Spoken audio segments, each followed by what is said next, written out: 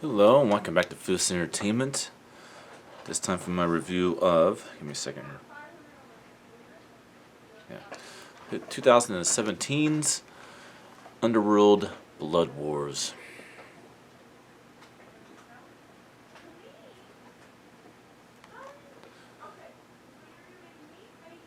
Well, this is actually not a bad one. Like I said, with Underworld Awakening, it seems they got the formula right on these films. Blood Wars is really just a fun movie, and it's fast paced. There's only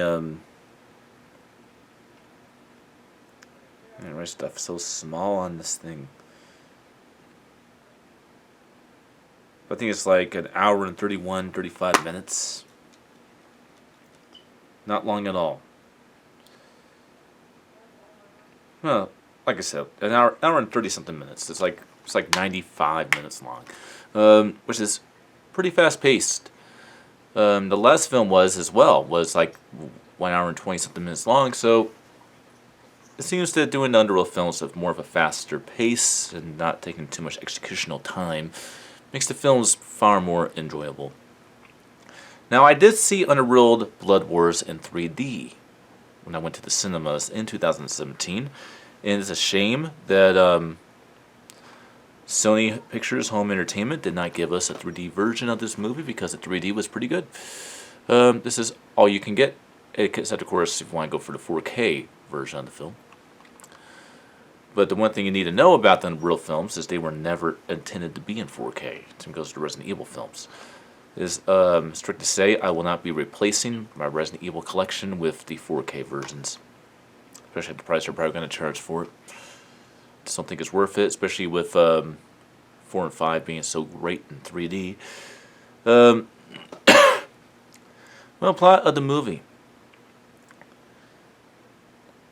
Again, unknown how long after the events of Underworld Awakening this takes place. I would say roughly a year. Maybe 2. Selena is on the run from the humans, the lichens, and the werewolves. Sorry, wow. The humans, the lichens, and the vampires. She's on the run from all of them. So, us, vampires, and werewolves. Of course, Theo James's character, I think his name is Typus or something like that. David. Yeah, David. Theo James' character's name is David. He's kind of obsessed and kind of protects Selene as she's on the run, being a renegade. And word makes it to where the last remaining Covenant wants to give her sanctuary to train a whole new breed of death dealers to take on a new breed of lichens. She agrees to do it,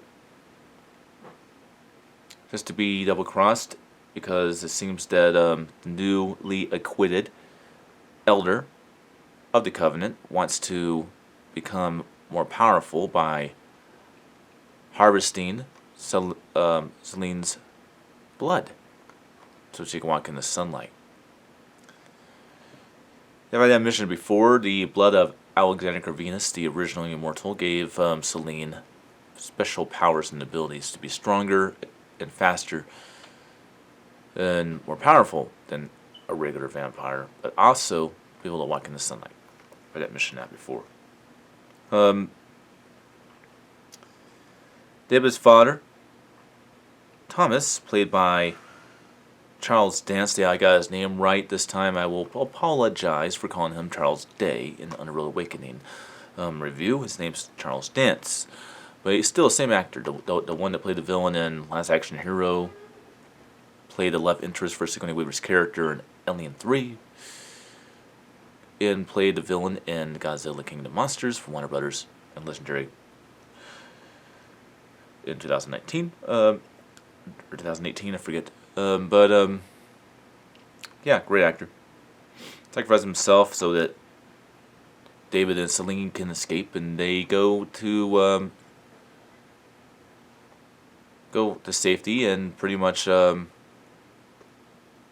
It's either Antarctica or is the Alps in Switzerland, but somewhere very cold where you have these vampires that have exiled themselves from the world. Period. That actually have special abilities. They are in tune with Mother Nature. They're more spiritual. They're almost like a religious saint of the vampire mythology. They even have found a way to conquer death. Well, this new breed of lichens attacks. They kill Selene. David escapes after figuring out that he is the direct descendant in the only royal blood elder left, to the fact that the elder, or the original vampire, one of them, that is Amelia, who we saw in the first film, and a little glimpse of in the second, as well as Charles Day's character, Father Thomas. Sorry, Charles Dance's character, Father Thomas, Charles Dance's character, had an affair, and kept it in secret, and they gave birth to a son, and that turned out to be David. And so he reclaims his throne and battles it out with the vampires. Selena is brought back to life through supernatural means of spirituality from these special vampires. And she is given special abilities, like the ability to bend wind and stuff like that, and move faster and almost teleport from one place to the next.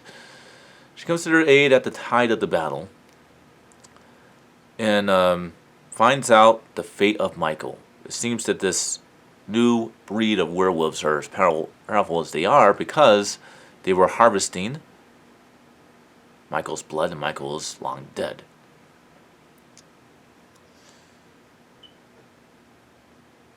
And so she kills the main werewolf leader by pulling his spleen out. Pretty good fucking way to kill somebody, I say. It looks pretty awesome looking. And he finds out where her daughter is, or her daughter finds her due to a strain of hair that her daughter gave her before departing at the end of Underworld Awakening.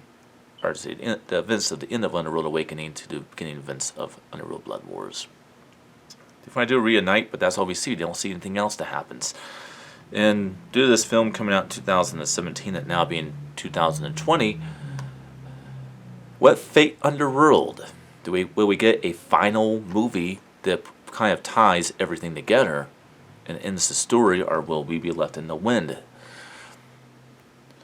It's hard to say because, believe it or not, how good this movie is. And this is a good one. This is a very good one. I love the hell out of this fucking movie, but moviegoers and critics didn't. So will we finally get a final movie that ties everything together with an Underworld Part 6 is unknown. I only hope that we do at some point in time. And that's pretty much where the film ends. Very good visual effects in this movie. Very good sound in this movie. The sound's actually very interesting in this movie. It I don't know if it was by design or just a flaw in the sound engineering of the film, but it plays for the film quite well. There tends to be an echo of the center and front channels to where they kind of echo as well as have spectacular surround effects on your overhead or surround mixed speakers, which gives it more of like an echo hall classic 1940s type vibe with the sound, but in a modern sense. So it is a DTS HDMA 5.1 sound presentation, but it has echo elements and acoustic elements to the sound design of the movie, which really gives you a pretty good sound experience, in my opinion. This does pack a heavy punch if you have your system calibrated correctly. Nice good bass. If you have children in the house or family members, you might want to turn this down 5 notches or 3. Which is a typical thing with a lot of these films that I watch, because I have the system calibrated so well that I often have to do that. But usually I do like having it like at 65 knots, and usually I do. But sometimes I turn it down really just to see what the sound is like at lower levels. It's interesting. Is for the picture. The picture is typical for Underworld. It has this winterized, cool, like look to the movie with white and bluish tone when it comes to the color of the film. Although this one does have some pretty good neutrals in it, much like Underworld Awakening did. But this one does look very digital-like. But it's very, very good quality, I would say.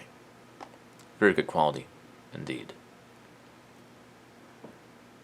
Now, is this my favorite one out of the film series? I would have to say, like I said, it's a toss between Underworld Awakening and Underworld Blood Wars. I like them both almost equally. I really think they came a long way from the first three films when it comes to making the last two. That's all there is to say about that. Love it or hate it, hope you enjoyed my review for Underworld Blood Wars. And I'll see you guys next time for my review of the final film of the Screen Gems event, Resident Evil, the final chapter. Until then.